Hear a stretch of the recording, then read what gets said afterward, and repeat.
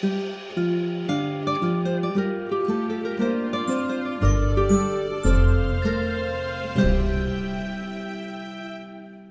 everyone. Welcome back to Adventures in Theater History, where we bring you the best stories about the deep and fascinating history of theater in the city of Philadelphia. I'm your host, Peter Schmitz. The episode that I'm sharing with you today is different from any other episode we have shared with you so far in our entire 4-year history. It is neither a scripted historical narrative nor an interview with an expert or participant in Philly theater history. This is a recording of a live event that took place at the Museum of the American Revolution in Philadelphia on Wednesday, April 9th, 2025. Now, the Museum of the American Revolution is at the corner of 3rd and Chestnut Street, and it contains priceless and fascinating historical artifacts from the American Revolution and from life in Philadelphia during the 18th century. In fact, the entire evening took place in a special theater on the 2nd floor of the museum, which is used to store and display George Washington's campaign tent, the very one that he used while in the field with the Continental Army.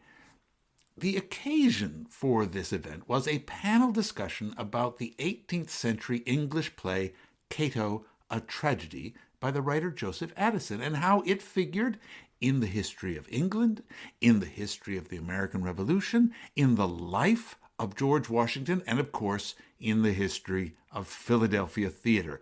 The entire event took about an hour and 45 minutes, but I have edited the sound file of the recording down to just over an hour. If you want to, you can see a video of the entire evening. It's on the website of the MOAR, and I will put a link to that in the show notes. But for our purposes on this podcast, I wanted to concentrate on that portion of the conversation that was about theater history and that told us something about theater future.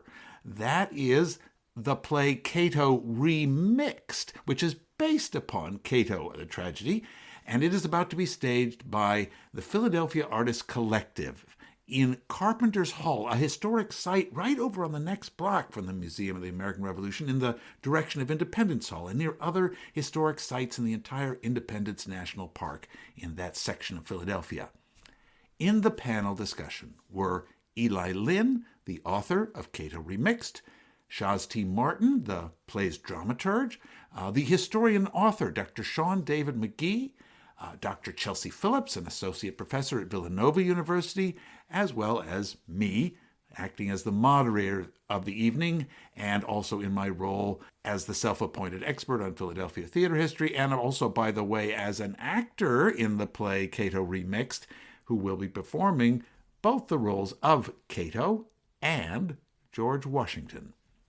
The evening began with framing remarks by museum senior manager of gallery interpretation, Dr. Tyler Putnam, which were witty and fun and entertaining, but unfortunately I'm skipping right over Tyler's part of the evening because they mostly involved a examination of very particular images that I cannot show you in the podcast.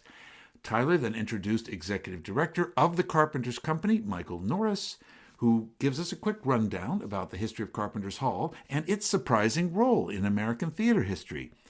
Dr. Sean McGee then followed with a fascinating, about 10-minute-long, concise history of a famous performance of Cato, a Tragedy, out at Valley Forge in 1778. And then you'll hear me take over, give a brief talk of my own about Cato in Philadelphia theater history, followed by the main event, the general discussion about the Roman general Cato the Younger, the two Cato plays, the one from the Georgian era and one that's about to happen in the present day, with the panel. And this takes up about the last 35 to 40 minutes. Thank you, by the way, for bearing with some differences in sound levels and sound quality over the course of this recording. There was some difference between the various microphones that everyone was using, which I've tried to make allowances for in the sound editing. I think I've managed to even it out. Make sure you stick around to the very end of the podcast, because at the end, Dr. Tyler Putnam comes back in and introduces a surprise guest. Okay, so here we go. Curtains up on Cato.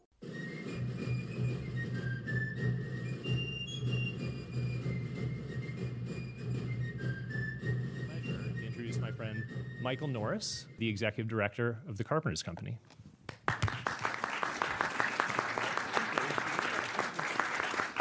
Hello, everyone. Thank you for being here. As Tyler said, I'm Michael Norris. I'm the Executive Director of the Carpenters Company.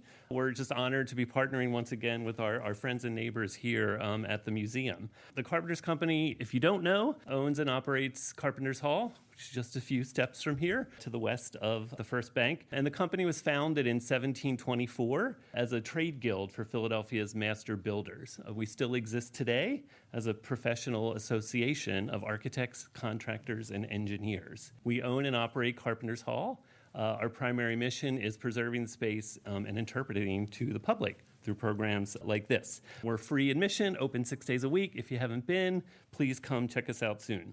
Carpenters Hall itself was built as the meeting hall for the Carpenters Company. But the reason the building is historically significant is because we were the site of the First Continental Congress, which met in the fall of 1774 to discuss ways for the colonies to address their grievances with England. There were 56 delegates at the First Continental Congress. They included folks like George Washington, who you're going to hear a lot about tonight, John Adams, Patrick Henry, Samuel Adams, etc. While they were attempting to find kind of a diplomatic solution to their grievances that was ruined by the onset of the American Revolution, they were successful in establishing a colonial coalition called the Continental Association, in which they agreed to a shared course of actions and strategies to, again, address their grievances with England. This coalition was codified in a document called the Articles of Association that was signed in Carpenters Hall during the First Continental Congress. The Continental Association was essentially the seed that formed what became the United States. And I would argue that it should really be considered, the Articles of Association should be considered one of our founding documents, along with the Declaration of Independence and the Constitution. You may not realize it, but the Articles of Association are actually part of the reason we're here tonight. That's because in addition to creating the Continental Association and endorsing a trade embargo on British goods, the Articles also identified standards of behavior that the delegates were telegraphing out to the community that they considered upstanding and appropriate. And I'm going to share a little bit of that because it's especially relevant for our topic this evening. This is a quote from the Articles of Association. "We will, in our several stations, promote economy, frugality, and industry, and promote agriculture, arts, and the manufactures of this country, especially that of wool." I guess the wool lobby had a lot of influence then.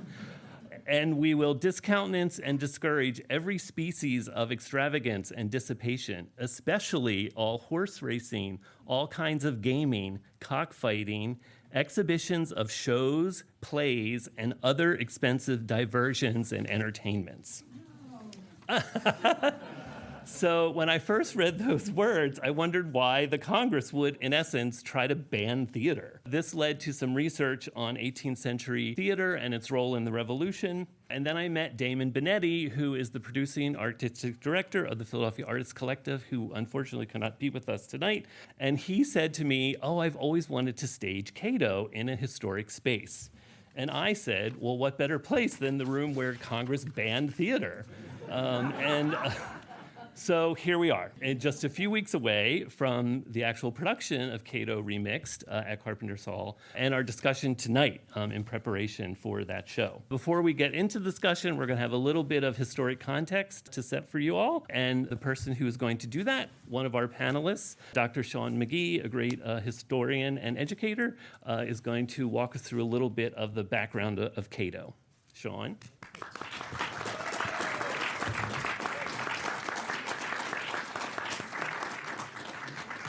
Thank you, Michael, for those words and your sensible interest in the Articles of Association. And thank you all for your attendance and interest in this evening's programming. On Monday, May 4th, 1778, General George Washington permitted and attended a performance of Cato at Valley Forge. And as recorded by Lieutenant Colonel William Bradford, the performance was splendid, and His Excellency and Lady were in attendance. But at this critical moment during the American Revolution, on the heels of British General Sir William Howe's latest victories and subsequent occupation of Philadelphia, what did the play Cato communicate to the rejuvenated Continental Army that spring evening? To answer this, we must first recover the proper context under which that play's author, Joseph Addison, composed that work, and we must next explore the political and emotional landscapes in British North America during the imperial crisis period. Then, perhaps, we will have a better grasp of the deep cultural attachment many American Whigs had to the central themes of Addison's Cato. All right. Joseph Addison, scholar, playwright, and politician, published widely on matters he felt important for advancing or rescuing British culture. Born in 1672 within the shadows of the English Civil Wars, which saw one monarch beheaded before another returned, Addison came of age in a kingdom in crisis. And when Queen Anne took the throne, British politics descended deeper into a two-faction contest between Anglican Tories of the country variety and commercially oriented Protestant dissenters. Convinced that the British Empire was in a state of decline and decay, which I think we may forgive him for, Addison's writings offered advice on behavioral refinement and social etiquette, his attempt at cultivating the vulgar while polishing the polite. He claimed education enabled men to recover our souls out of vice, ignorance, and prejudice. He also warned that partisan politics and parties ruin nations, make good men despise one another, and rend a government into two distinct people. Finally, Addison offered a warning that perhaps resonates, even all these centuries later. A furious party spirit, he lamented, exerts itself in civil war and bloodshed, and extinguishes all the seeds of good nature, compassion, and harmony. And Addison no doubt hoped his educational and political lessons would equally bear fruit in Cato. Addison's Cato was based mainly on Plutarch's Life of Cato the Younger and Sallust's War with Catiline. Set during Caesar's civil wars, Addison portrayed Roman Senator Cato as an austere defender of republican virtue. In contrast, Addison's Caesar embodied the dangers of personal ambition and folly of empire. And Cato's willingness to sacrifice everything for Rome reflected the type of selfless public servant Addison felt Britain so desperately needed. Caesar's ruthless pursuit of power and popular pandering revealed to men like Addison the baseness of partisan and transactional politics. And as much as these themes spoke to the entire political spectrum of Addison's Britain, with Whigs and Tories alike claiming Cato as their own in 1713, they equally echoed perfectly into the ears of American Whigs some half a century and half a world away. Addison's Cato made its way to the American stage as early as 1732, and by the time of the imperial crisis, only Shakespeare's Romeo and Juliet saw more theatrical performances. As noted by historian Forrest MacDonald, that most of the founding generation read Cato or saw it or both is unquestionable. What is it that caused this work to captivate Americans as imperial turmoil intensified? Since Parliament thrust the Sugar and Stamp Acts on colonists in 1764 and 1765, respectively, some colonial Whigs advocated material sacrifice as a way to both economically punish British manufacturers and express American solidarity. In response to the Sugar Act, for example, one critic demanded Americans renounce British wares and wear domestically manufactured materials, what he described as the marks of patriotism. To resist the Stamp Act, a graduating class from the College of New Jersey, Princeton today, adorned themselves with locally produced clothing, at once castigating Parliament and literally wearing their politics on their sleeves. During the Townshend Act crisis, one writer asked Americans to emulate the selflessness of Cato by doing without British merchandise and clothing themselves with their own merchandise, or their own manufacturers, Finally, when Parliament passed the Tea Act in 1773, one activist condemned that product as dangerous to the liberty of the American people, while another claimed tea contained the seeds of slavery. It should come as no surprise, then, that when Parliament passed the Coercive Acts in 1774, colonial leadership once again looked to economic coercion as a means to extricate the empire from its latest political crisis. Yet it also added another dimension. The First Continental Congress combined the moral instructions many localities had passed during the summer of 1774 and codified them in the Articles of Association. This covenant aimed to achieve both imperial reconciliation and colonial moral purification by outlining the appropriate commercial and cultural practices. Traditionally recognized by scholars as a boycott, the Articles of Association equally asked colonists to adhere to frugality and industry while refraining from any form of social extravagance. To that extent, Congress banned horse racing, cockfighting, gambling, expensive funerals, and theater. I bet you didn't think you'd hear the word cockfighting twice in the same night. These demands asked American Whigs to submit private desire to public demand and sacrifice luxuries some felt tainted Republican simplicity. Resistance actors familiar with Addison's Cato would recognize that that classical Roman effectively lived by Congress's contemporary creed. Put another way, Congress was asking Americans to live like Cato. But why then would Washington allow this performance if Congress, a Congress he himself had been a member of, had banned theatrical productions? Scholars have offered various explanations. Some argue Washington hoped to inspire a demoralized army at the nadir of the war. Most recently, Mark Evans Bryan posited that officers held the performance as a display of Georgian gentility for young officers to gain the attention from Washington and the military elite. Each of these positions adds to our understanding of that May evening, but something, it seems to me, is missing. If inspiration was the message performers and attendees alike were looking for, why Cato? It's a tragedy. Cato fails to rescue Rome and commits suicide before learning of the arrival of Pompey's son, a potential ally. And Caesar ultimately transforms the Republic into an empire. Most Americans would have viewed Washington as Cato and George III as Caesar. But there may be another element to consider to get us close to understanding this moment. Theatrical performances have long served as a sophisticated form of entertainment. Yet plays have historically been vehicles with which to discuss politics as well. And while Congress did ban public performances, it did not ban the production and consumption of plays. Mercy Otis Warren and Hugh Henry Breckinridge, for example, produced deeply political works during the Revolution. What unfolded at Valley Forge, then, may have been a stripped-down table reading of Cato, simple in form, but instructive in substance.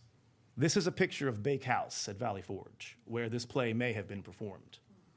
The only original portion is the far right, that would have been from the time of Cato.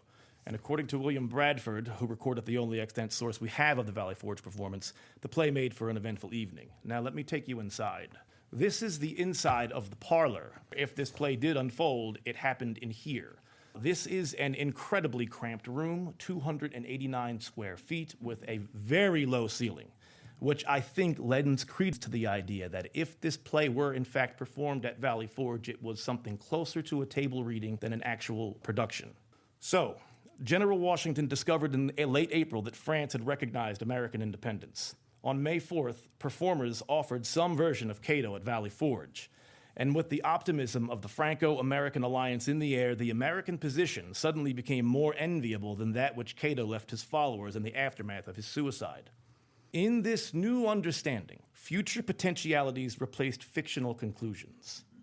Cato, Washington, lived to make an alliance with Pompey's son, France, and this alliance yet still had a chance to defeat Caesar, George III, and save Rome, the nascent American Republic. The day after the Cato performance, Washington decreed before the Continental Army that the almighty ruler of the universe had intervened on behalf of the United States and recorded a powerful friend among the princes of the earth to secure American independence. Addison's Cato reminded the officer corps of their responsibility to elevate the needs of the state above the desires of the self. And Washington likely expected the soldiery to absorb Cato's selflessness from their superiors in what we might describe today as trickle-down virtue.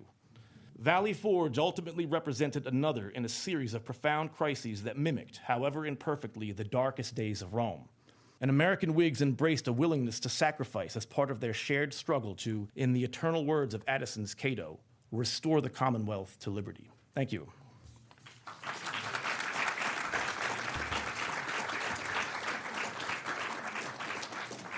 All right, now some words from our moderator, Peter Smith. Thank you. Fantastic. Hello.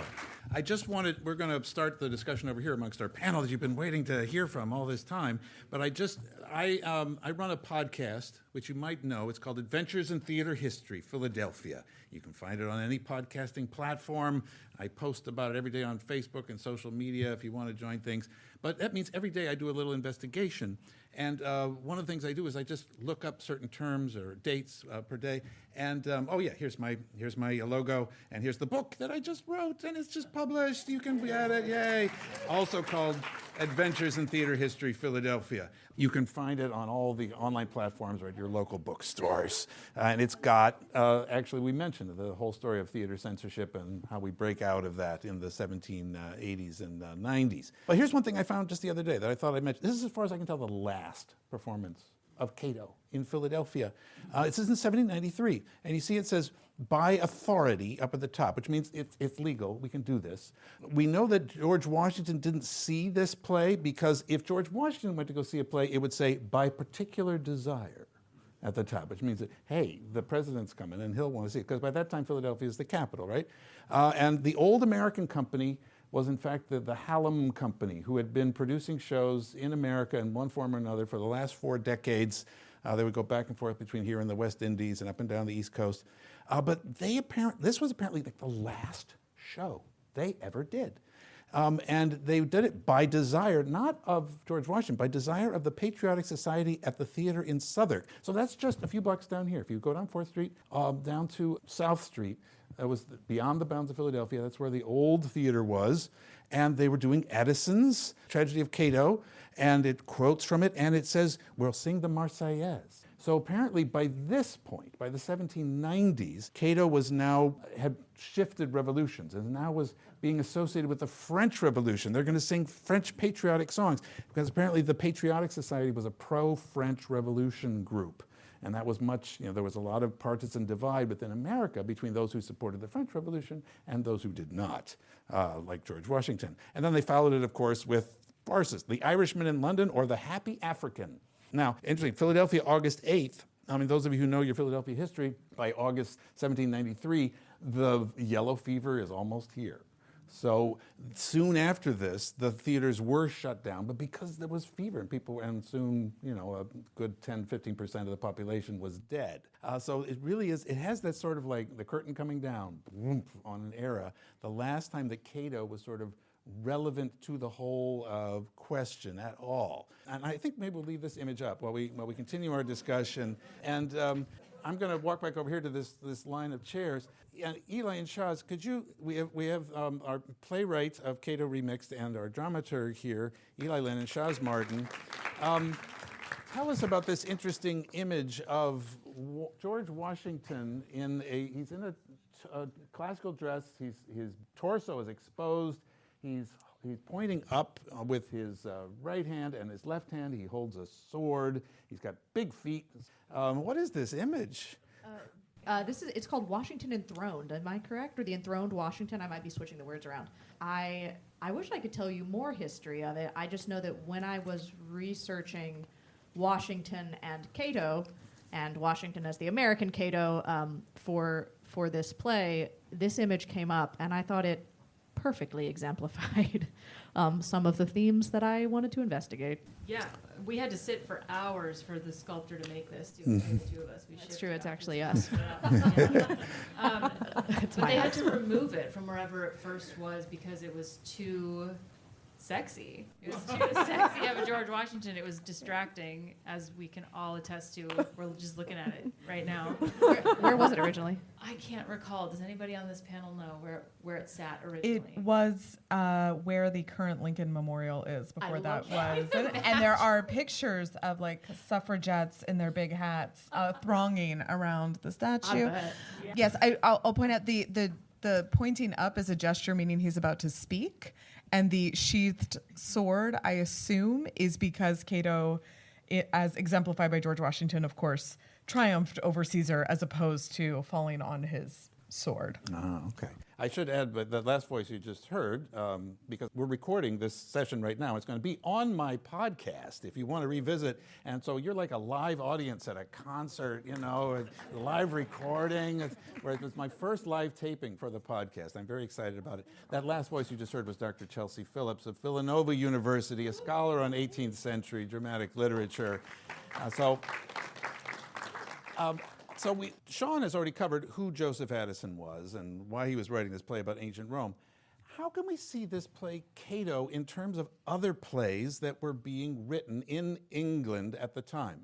There is no American dramatic literature, so to speak, at this time. There's farces and so forth, or cockfights. That's basically, yeah. But when I teach, I teach theater history at Temple University as well, and I'm just reaching this point in this semester. We're just leaving the Restoration era. I was reading the fun play The Rehearsal by George Villiers this afternoon, a satire on English theatrical practice. I was reading The Recruiting Officer with another one in my class, a fun farce about soldiers recruiting for the British Army in West England. And at other times, I've read with my class a play called A Bold Stroke for a Wife by Susanna Centlivre, who was one of the female playwrights of the era. And what's interesting about that play, and again, I write about it, it's in my book. It's the first appearance of a Philadelphian in literature, because there's a Quaker who shows up, Simon Pure, from which we get the expression Simon Pure, the first Philadelphian in dramatic literature. But what is Cato doing? These fun, rollicking plays with lots of love and lots of humor and lots of passion and lots of action. What is this very dour, serious Roman historical drama doing in this point in dramatic literature? What a great question. So theater is at an interesting moment of reinvention. So this is the first quarter of the 18th century. We've left the sort of rollicking libertine comedies behind us. Charles II, the Merry Monarch, has gone away now, and we're searching for what theater's identity is going to be as we embark on this new century. So at the very end of the 17th century, a man named Jeremy Collier, who was no fun, wrote a screed against theater, claiming that it corrupted morals, it was only an exercise in vanity and extravagance, there's no place for theater in a civilized society. And the theaters took this a little personally, as one might, and came back with long-standing arguments. I mean, these go all the way back to Aristotle, that theater is there to educate and entertain a civilized populace, and that theater has a crucial function in any society, that it teaches citizens how to be citizens. Two men who take up the mantle of this in a very serious and very intentional way are Joseph Addison and his buddy and fellow playwright, Richard Steele. Sorry, I'm pointing to Washington. I'm realizing you saw Addison earlier. He had a great wig. Okay. Very distracting. He's super distracting. Never found George Washington as distracting as I do now. So Addison and Steele found a periodical together called The Spectator. And in The Spectator, they are providing all kinds of philosophy about pop culture and the role of art within culture, and including dramatic criticism of new plays. So Addison and Steele end up writing plays that attempt to put some of their philosophies into practice. So Addison writes Cato, maybe other things. I don't know Addison that well. And Steele writes a really unfunny comedy called The Conscious Lovers. It's not great, but it is a really good example of his theory of sentimental comedy. So they are writing plays that help to put into practice what they claim theater can and should do. Addison drafts Cato in the 1690s, as I think we heard, and then it is not performed until 1713. So it's performed in the context of this incipient change of dynasty in Britain from the last Stuart monarch, Queen Anne, Olivia Colman in The Favourite, if you have seen that, and the first Hanoverian monarch, George I, who is so thoroughly German, and people are like, what do we do about this German guy who's now going to be a British monarch? So anyway, in part what Addison is doing by using this Roman setting is that he's using it as a distancing effect, right? This is a country that is wrought with partisanship. The Whigs and the Tories are going at each other. No one wants violence to break out. And Addison attempts to thread this needle of creating a piece of theater that is tragic, that is of scale, that will sort of awe people into being better citizens without allowing either the Whigs or the Tories to claim that it's like on their side.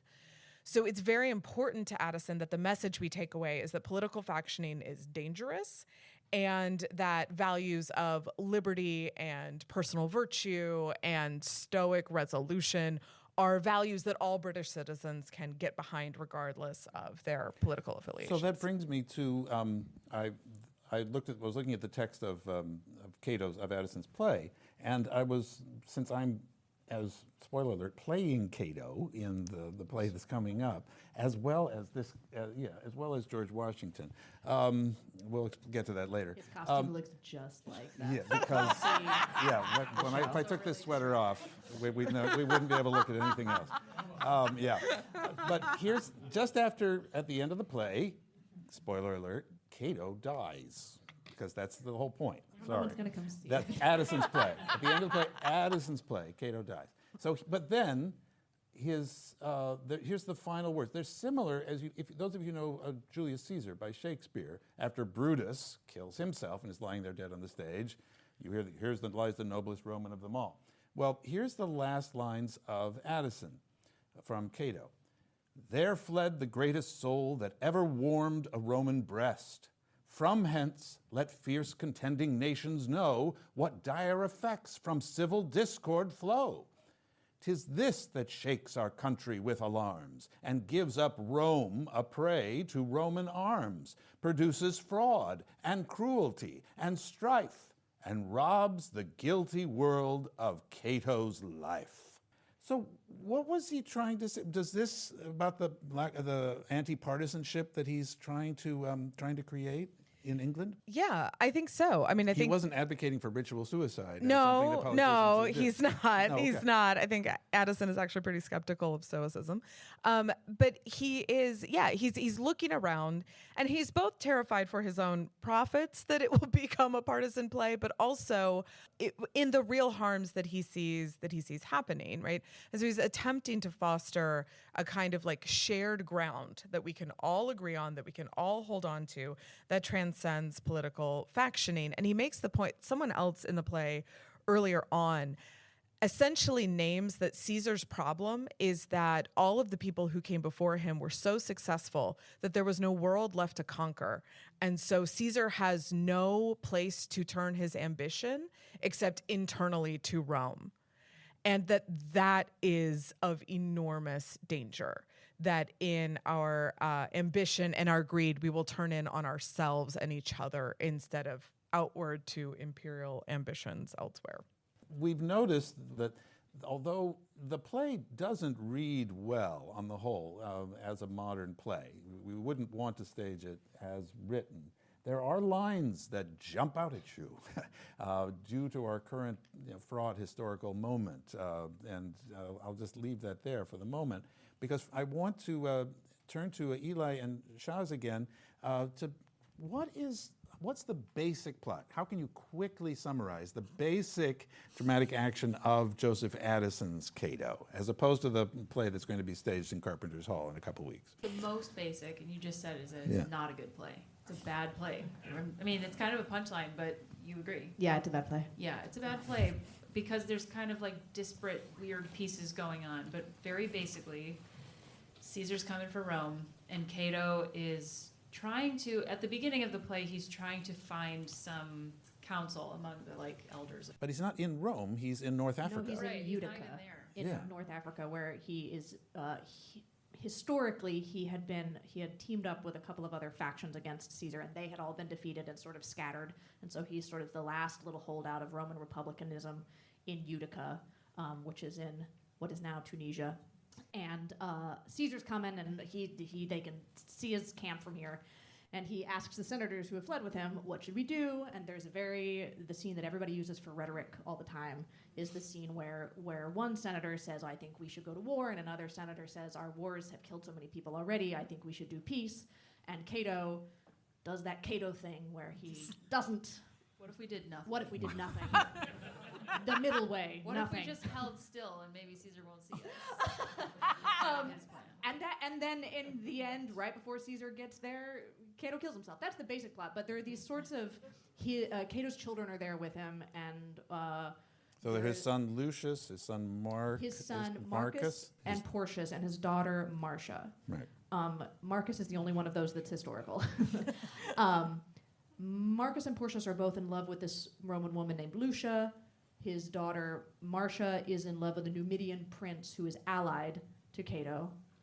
Also not historical. His name is Juba. His name is Juba. No, there was a king. He was Juba. historical, but he was He two. was historical, but he was 2 when this happened, so he was not here. But there are these two little sort of, oh, we love each other, but no, we can't because Caesar is coming, so we mustn't. Because think of Cato. Yes, they're all striving to be as stoic as Cato in the traditional sense, the sense of stoicism, where it's like, I'm not going to let my emotions overtake me. I'm going to think very reasonably through everything, including war and falling in love. Falling in love. Ridiculous. And then there's two villainous villain characters, also not historical, who stir up a mutiny, which is historical, against Cato, which doesn't really come to anything. Cato comes out and is like, how dare you? And then all the men are like, you're right, we're so sad, we never should have. And so nothing really comes of that. nothing happens But from then there. Caesar's almost there, and Cato kills himself. And then they all stand around and are like, wow, he was great. The end. Yeah. All So you right. can see why that was Thank a you. blockbuster. Yeah. Yeah. Play All at right. its time. But you mentioned the character of Juba. Juba is the historical character of Juba wrote a great history of all of theater. By the way, Historically, Juba was super cool. He had like a library, Yeah. and he really uplifted the humanities and the amazing arts. guy, He was and that's very all cool. lost. That whole work is lost. And Caesar made him the king of Mauritania. Caesar is Right. who ended up giving the actual historical Juba. Juba the second. Juba's Yeah. father, Juba the first, was allied with Cato. Right. But Juba the second was captured by Caesar, and then Right. Caesar gifted him a kingdom. Yeah, and he marries Cleopatra's granddaughter or something. Yes, very, very interesting guy. However, so we had that picture of George Washington up, and we had him referred to We as don't the need to see it American again. We remember, Cato. we remember. We can't. This is too distracting. Really let that But sear into your he's retinas. referred to, as because he's a leader, because he's stoical, because he is the rebelling against a tyrant, as the colonists would have seen it. Did he see himself as Cato? How did he first come in contact with this play? What a great question. This play, it is said, was given to him by Mrs. Sally Fairfax. That was his first. His crush, his His deep crush. Yeah. who was married, Right. gave him this play. And he wrote, I don't know if he wrote back directly in response to his first reading of it, but he wrote back to her basically saying, I want to be the Juba to your Marcia, which is the love story. Which is interesting because so he compares himself to Juba and not to Cato. Yeah.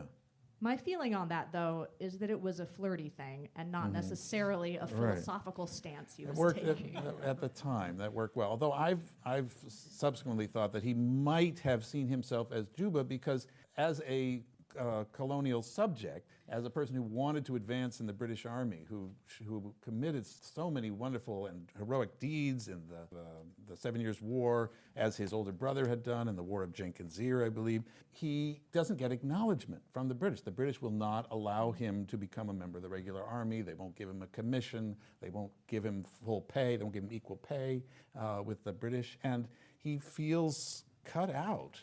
And condescended to. And eventually this radicalizes him. Yeah, I think Juba was similarly the outsider. And I Right. think Washington probably also felt like the underdog and the Right. outsider. It's also, I think, worth noting that Washington himself was very demurring. He didn't want attention on himself. We were talking about before, was very reactive, obviously, to coming from a monarch system where it was all about the king, all about the royals.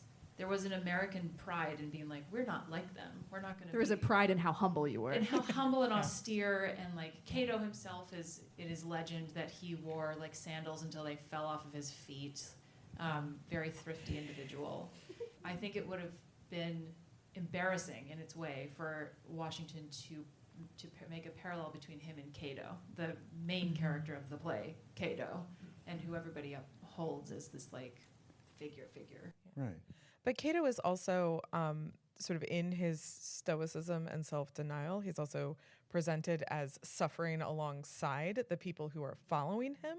And I think, we heard that obviously this production of Cato at Valley Forge, whatever it exactly was, and I love that we got to see how cramped the space was.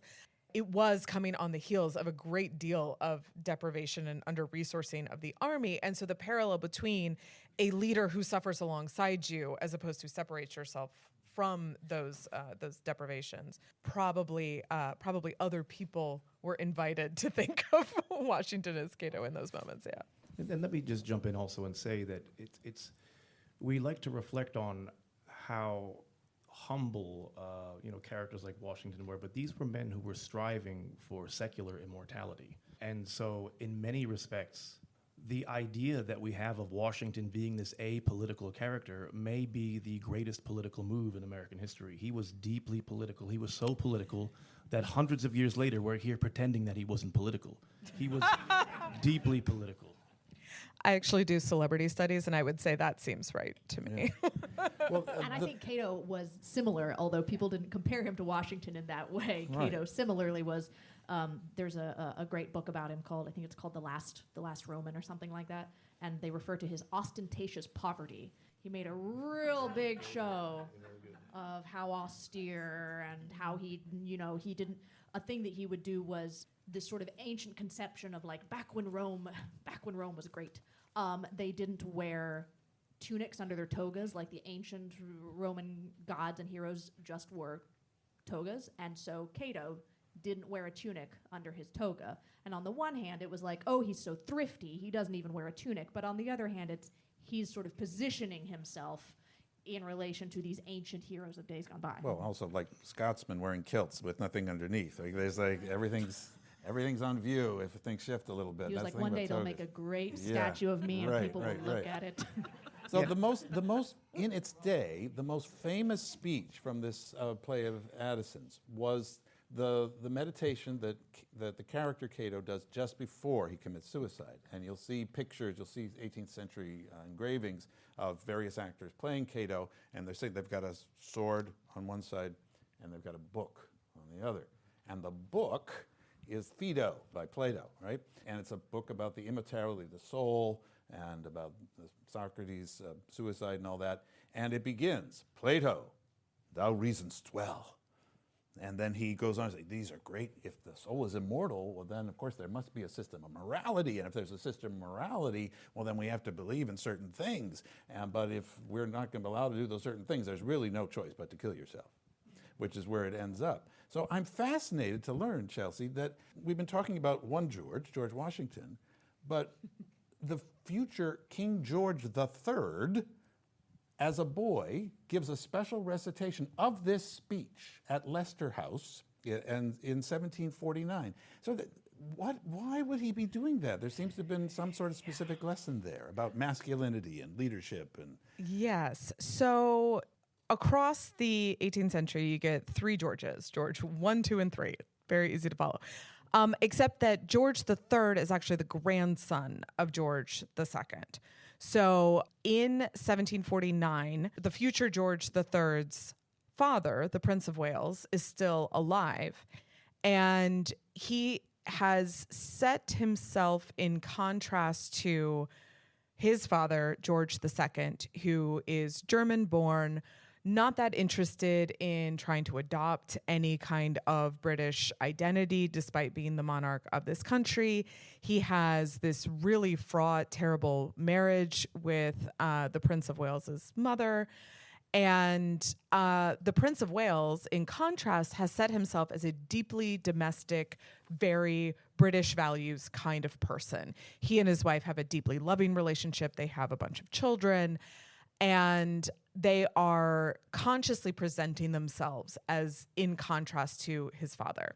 So this performance of Cato, which they commission and perform, involves their son giving this speech, giving I believe as a kind of prologue or epilogue Yeah. to the play, Yeah. as well as performing the role of Porcius, one of Cato's sons, in this performance. And partly what he's doing in combination with these things, because the prologue is written specifically for the occasion, is he is claiming to be a true British subject who is native born to the land that he will one day rule, and who espouses all of the virtues and values that are both in the play coded as Roman virtues and values, but which everyone understands to be idealized British values.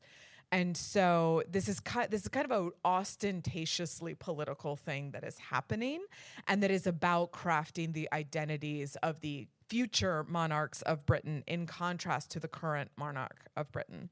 So, Sean, how much did the political class of both the mother country, Great Britain, and its colonies on the other side of the Atlantic, how much did the leadership of both these lands see ancient Rome as a source of moral and political examples? How often did they think about ancient Rome back then? A lot. So if you spend any time sifting through the papers of any of the framers of the Federal Constitution or any of the founders from this period, they frame virtually everything through a classical lens. They measure themselves against a classical lens when they commit themselves to sacrifice as a sort of proto-national characteristic or quality of a developing American people.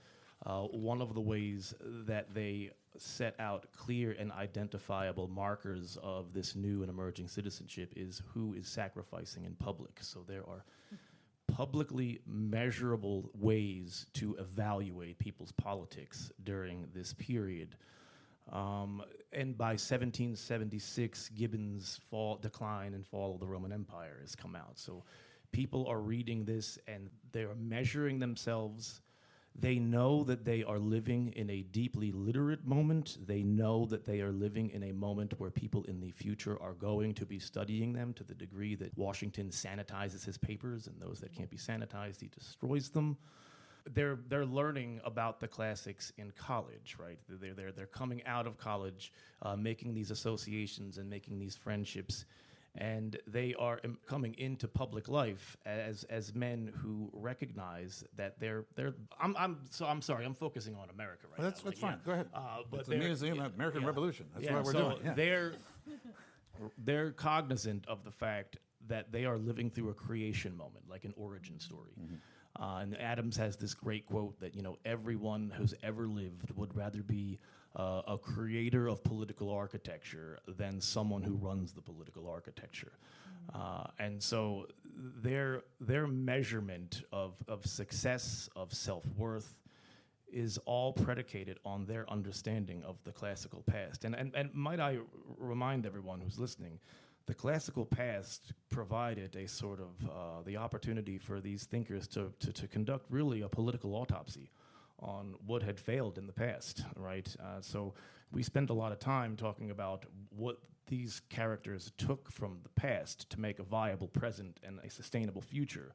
But we often forget that the one thing that all of those classical states, Rome in particular, had in common, they all failed, right? And so they were trying to pick the bones of these corpses and add on their own sinews, if you will. But to frame it simply, they thought about the classical past a lot. Right. And so the final message, famously, that George Washington leaves the nation with is a plea against partisanship and joining alliance. And that's basically the same message that's at the end of Cato. Is that all part of the same ideology? Yeah, so there was this rhetorical device that the framers liked to use and the revolutionary generation liked to use, that they were advancing the public good, like good public servants, right? And on the surface, if you don't scratch too deeply, advancing the public good doesn't really seem to be all that controversial. But when you get into the thankless process of legislating and governing, you very quickly come to the stunning realization that there isn't a public good. There are public goods. And so the concept of faction was not new to them. The concept of political party was not new to them. but their common experience with faction and political party was utterly alarming. If we just take a very brief survey, right, during the American Revolutionary period, there were supporters of the so-called glorious cause, and there were non-supporters, what I call in my book imperial traditionalists. And after the American Revolution, your fundamental purpose of organization can no longer be, we are going to remain in the British Empire, because that ship has sailed, right? That party is dead. During the moment of the passage of the federal constitution, right, there were nationalists and there were what we call now anti-federalists, right? And the Constitution, spoiler alert, gets ratified. And if your principal or purpose for organization was to make certain that the Constitution doesn't get ratified, well, you've lost, right?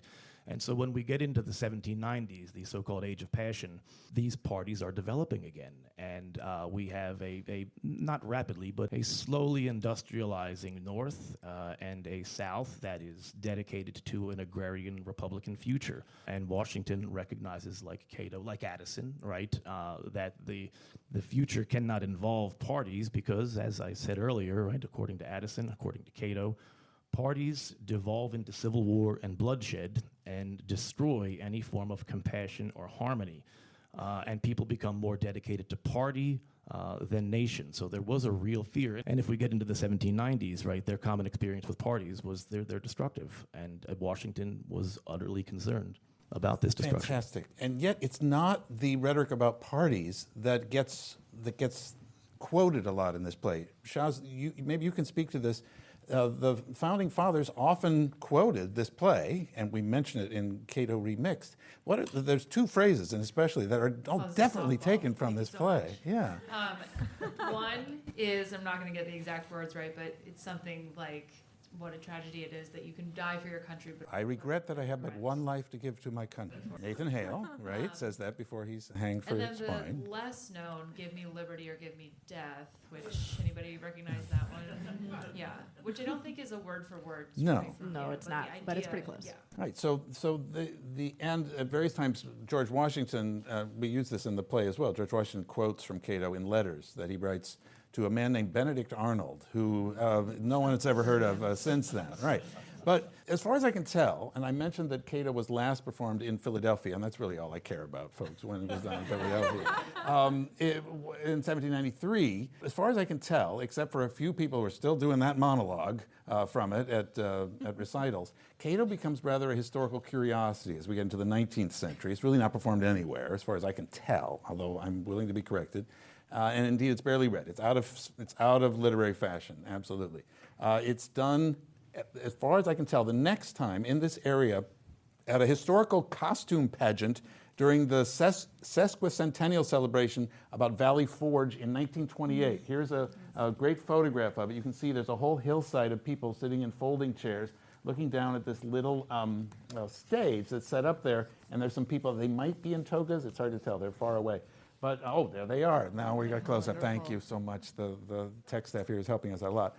But mainly this was a pageant. Pageants were very popular in Philadelphia in the early 20th century. They would do whole parades with, everyone's dressed up as William Penn and Quakers, and they did. A lot, of course, happened at the sesquicentennial celebration in Philadelphia in 1926. There were whole villages set up. This is like the last gasp of that. They have actors actually playing George Washington and Martha. You see down front there, those people. They're all dressed up like they're the members of the Continental Army watching this play being done. So, and this all gets printed up in the papers. I can show you the clippings from it. And as far as I know, that's the last time it's done. So we now arrive in the third decade of the 21st century. Eli Lynn, how did you become interested, or not, in the text of Cato as something that is going to be a public performance once again? So I'll tell you how this play came to be in my hands.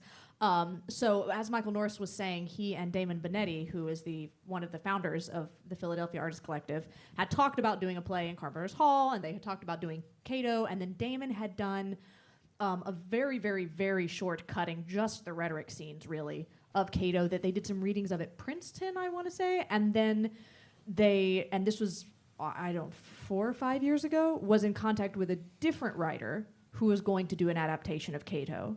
And then, as you may recall, in 2020, many things stopped happening, theater among them. And so this project just kind of fizzled away, or was put on ice. And then slowly theater started to come back. We did a little reading of some of the scenes, and then that writer decided not to do theater anymore, and she stepped away. But we still sort of had all this infrastructure for this play that we were going to do an adaptation of. And Damon turned... Well, actually, the way it happened is we were in a meeting, and they were saying, Damon and Cassie, who's the other member of the company, was like, we got to get somebody else to write an adaptation of Cato. And Cassie said, well, you know who writes weird adaptations of things for us sometimes is Eli. And Damon was like, oh, Eli, do you want to adapt this play? And I was like, I don't know it. I don't know anything about this play. And he was like, oh, well, it was George Washington's favorite play. Like, here's this history of this play. We want to do it at Carpenter's Hall. And I, just the information I was getting about this, oh, my God. And you had done Citrus Andronicus. I had just written Citrus Andronicus. So you knew Rome. Which is a version of Titus Andronicus, but with fruit. And it won 3 awards, so take that, Mom. Yeah. So all I knew was that this play was very weighty and very historical, and that there was all this infrastructure and all this interest, and I was like, okay, well, I'll read it, and I'll get back to you. And I read it. As your dramaturg, I have to jump in and Please say do. that Damon said it was George Washington's favorite play, as if it's also Damon Benetti's favorite play. Damon Benetti is so optimistic and positive all the time. He was just really selling it to me, and I was like, okay, I'll read it. And so I went home and I slogged through this play, and I turned to my partner and I was like, this play sucks. Oh no, how do I go back to Damon and say I hate this play? And that if I write an adaptation of it, it's going to be excoriating this play and what I think it says about America and what it says about our idolization of Rome. But also, as you quickly discovered, and when I sat down to read it for the first time, I was like, what's all this love in it? What I thought this was going to be about battles and Romans and togas denying and guys. yourself love and then patting yourself on the back for being noble for denying yourself love. Yeah. And also a lot of, as was everywhere. typical of the era, a lot of misogyny. The women are constantly talking about how weak they are and frail, and a lot of racism. The black characters are either evil or talking about how they want to be white. And I was like, I don't. This play is historically interesting, but I have a lot of opinions about this play. And I went and called Damon, and I was like, Damon, this is a very bad play, and if I write an adaptation, it's going to have a lot of opinions. And Damon was like, oh, yeah, good. And I was like, oh, thank God. Yeah, okay, great. If you're okay with that being what happens, then I will write you an adaptation of this play. So without giving anything away, because there are... Too late. No. I haven't. Oh, we haven't even scratched the surface. You don't know what happens in my of what version. happens You just in know this the play. things I hate about the other. Yeah. It's not just a suicide, believe me. How dies, does but your who cares? play remix Cato? What did you first start doing? How is it creating a different sort of case for what constitutes for a word that is used a lot in the play, virtue? I mean, a word itself that springs from a concept of masculinity as an honorable and right way to live your life. How did you approach that? Where did you start to take your Damon take? sort of had the first idea. He was like, what if it's a troupe of actors and they're performing Cato, and then they start questioning Cato as the actors? And I was like, okay. And so I started drafting a version of that, but having the split world of the actors and the characters, it was sort of slow, and I just kept bumping up against things. And then again, I was talking to my partner, and they were like, well, the most interesting parts of it are the parts where it's the characters. And a thing that you have talked to me a lot about are how there are things in history that we repeat as if they are true, but when you go back and dig into them, that's not how they happened. Both in Rome and in Founding Fathers and in that pageant version of the Founding Fathers and what we say today about, you know what I mean? There's these layers and layers of things that we say, this was historical. And we want to get back to that perfect history, but in fact, that history is not true. And is there a way to theatrically convey that? And so then I started writing a new, where you can see something and be told as an audience, this is true, and then see that it's not true, but still be being told that it's true. How can we gaslight an audience? So I'm here to gaslight you. And so I started writing a new version where the characters are the characters, but particularly the characters of color and the women who don't really, actually none of the characters in this are full people. They're all two-dimensional, but particularly the characters of color and the women don't get very much to say. Start sort of reflecting on what's actually being said in this play and being like, wait a minute, hang on, what'd you just say? Okay, interesting. It becomes sort of meta-theatrical in this way. And there's also the character of George Washington, who is there, who was sort of also playing Cato and also playing a docent. So it's the layers of history on Peter, on the one person, and is sort of telling us, the audience, what is happening in the play, even as the characters within the play start to question whether those things are true and whether they want those things. And no spoilers, but it goes really off the rails. Right. So in a way, as I've been working on it, as I've been reading it over the past few months, and I'm getting the different drafts of it, and now we have our performance version, and we're even now, this morning, I was up at the rehearsal hall working on it, and on Mondays we've been in Carpenter's Hall working in the actual space, which we realized is a little echoey. It's got a marble floor, and we're going to need to deal with that because a lot of although what's great about it is that you can talk very softly and still be heard. You don't have to necessarily project. But I've sort of phrased it myself when I was trying to say what this version of Cato is like.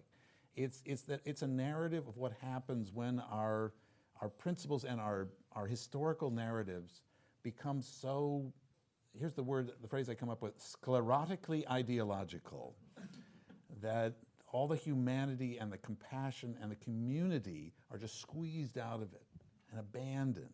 So in a time, once again, I'll refer only glancingly because I don't want to go on a rant, to our current historical moment, in a time when masculinity as a concept, we've heard recently about how tariffs will make you more manly, right?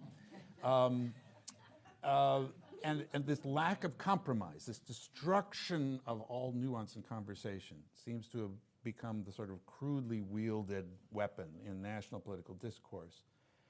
What alternate version does this play explore to challenge things like what is masculine, what is virtue, what is female, what is honorable, without giving anything away? No, I'm trying to do it without giving anything away. As you mentioned, virtue and masculinity are almost interchangeable in this text, I find. Like, to be virtuous is to be more like the perfect man. So when the women are virtuous, it is only in their proximity to the correct amount of masculinity that they're allowed to have. There is, in fact, a whole speech where Juba, in love with Marcia, talks about how she is just exactly like her father. She's so stern, she's so uncompromising, but also she's soft and beautiful. So she's like a prettier version of Cato. And like that is the ideal woman. You can get pretty close to virtue, but you can't actually be virtuous. And it's mostly about self-denial, self-mastery, cool-headedness, no, what's the word I'm looking for? No sentimentality, absolutely scrubbing every sentimentality from yourself. Doing things that make the most sense with no regard for, no empathy. Empathy is weak. And so what I am pitching is that, as I was saying before, there is love in this play, but so it is pushed aside as like, you can't do love. Love makes you weak. We got to think Caesar's going to be here. We got to do war things. Don't be weak. And my position is that love is actually the stronger position. And it's actually harder and actually takes a lot more bravery. And I don't want to be all like, love will heal the world. But like, I think that compassion and love and empathy are actually harder, but are actually the way forward, in my opinion. So to begin to wrap this all up, again, I've been teaching my own classes. Recently, I've been looking at plays, Our Country's Good by Timberlake Wertenbaker, which was about the first play formed in Australia at exactly this time, in the 1780s, and where they did, it shows a bunch of British prisoners reenacting The Recruiting Officer by George Farquhar, which Sean, back me up on this, was the play that they were going to do at Valley Forge if they'd stayed in camp any longer. Right. After they'd done with Cato, they were going to do The Recruiting Officer as well? Which The Recruiting Officer is this fascinating play that has the lead part is a breeches part or a breeches part where a woman disguises herself as a man, goes into the army, is a better soldier than all of the men, reforms the army to like better espouse masculine virtue through her example, and then at the end is like, great, now I'll marry the prettiest one of them and have good British children. And it's part of this whole trope that's happening in the theaters in the first half of the 18th century of the warrior women who are better equipped and better capable of being ideal soldiers than their male counterparts, but only for a very short amount of time. Like they can come in, provide the example, fix things, and then they have to end the play going back to their sort of gendered roles. But, The Recruiting Officer was also performed at the Theater of the Living Arts in 1969, as you all know, because you've been listening to my podcast, and I just interviewed the director about that. But both of these Our Country's Good and the Recruiting Officer raised this question, which I'll throw open generally to wrap up our discussion here. They make the point that performing theater itself is a radical and revolutionary act. It is a community-building activity. It allows people who are oppressed, who are marginalized, who feel neglected, to put themselves center stage and to do something of significance and to use their own voices and to be heard and to inhabit new realities and to imagine new futures for themselves. What makes a good citizen, and why is theater important as a tool in creating new civil and political rights? I think good theater evokes empathy. It makes your audience empathize with you and see yourself in characters you may not have previously seen yourself within. And that is why I think it is brave and dangerous and important. I think theater, like any storytelling, and I'll get to the particularity of theater, but storytelling is a way that human beings pass on survival information. And theater has a particular place in the great family of storytelling because it's immediate, and it is immediate in the sense that we're all in this room. This isn't theater, although you've had a very good time.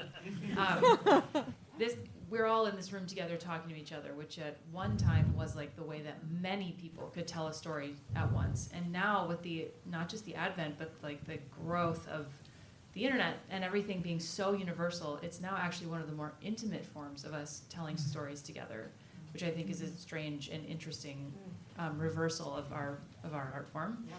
And what makes, again, to only glance askance at our current moment in this country, what makes it such an important part of being a citizen, an American citizen in 2025, is that you come to the theater to be together with people, to hear a story directly from the mouths of the people who are performing it, directly from the pen of the person who wrote it. There is no translation, but it came directly from the people who are putting it on in front of you. And you then go out as the audience and you came to the well, you got the water, and you bring it out to either put out the fire or to nourish other people and call them to the well as well.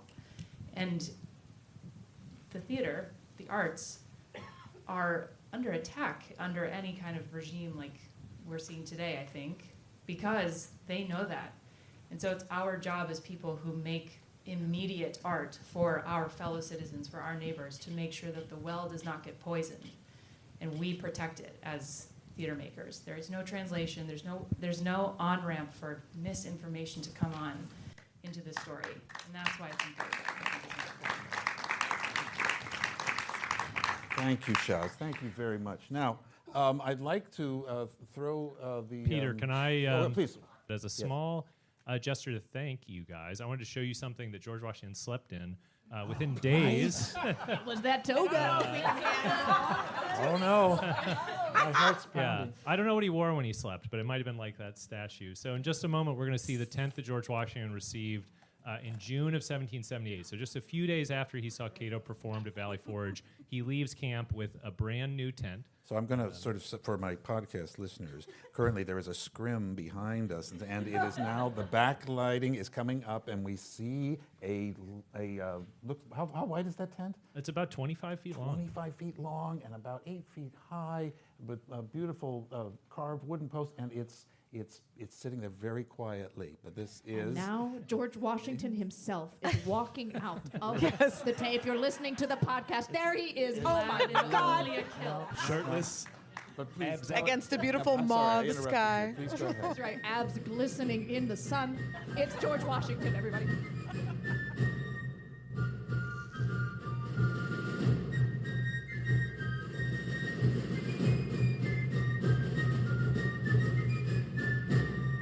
So that was our recording of that fantastic evening at the Museum of the American Revolution. I'd like to thank especially all my fellow panelists, as well as Michael Norris, Hannah Betchker, and Ryan Bott of the Museum of the American Revolution staff. Look for images and photographs of this evening taken by the Museum of the American Revolution staff. We will put them on a blog post on our website, www.aithpodcast.com. And if you are listening to this episode before the third week of May and you're in the Philadelphia area, please come and check out our show, Cato Remixed. It is going to be something else, let me tell you. There's a link for tickets on the PAC website in the show notes for this podcast. And it will be, I promise you, a unique theatrical experience. Some future theater historian may be talking about it someday. Thank you all for coming along on another adventure in theater history, Philadelphia.